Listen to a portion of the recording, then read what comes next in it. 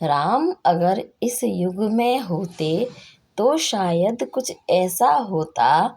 राम अगर कलयुग में होते तो शायद कुछ ऐसा होता। दशरथ जी की 3 रानियां ना होती इस युग में शायद, होती भी तो उनकी लड़ाई के चर्चे भी होते फिर घर घर। राम अगर कलयुग में होते तो शायद कुछ ऐसा होता। राम अगर इस युग में होते तो शायद कुछ ऐसा होता। कैकई जी यदि वचन मांगती, दशरथ जी अपने प्राण न गवाते।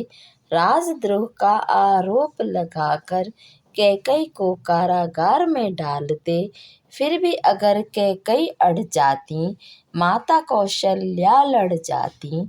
अपने पुत्र के अधिकारों को छीनते हुए नहीं देख पाती। राम अगर कलयुग में होते तो शायद कुछ ऐसा होता।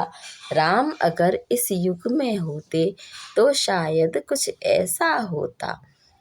गए हुए राम को वन में लौटाने भरत जी ना जाते। मिला है बड़े भाग्य से मुझको, करते राज और इतराते। राम अगर इस युग में होते तो शायद कुछ ऐसा होता। राम अगर कलयुग में होते तो शायद कुछ ऐसा होता। प्रमोशन मंथरा को देते, धन्यवाद के साथ में लाइफ मेरी बना दी आपने। माँ को देकर एडवाइस ये, नानी के घर से आकर के गिफ्ट मिला है सरप्राइज ये। राम अगर कलयुग में होते तो शायद कुछ ऐसा होता।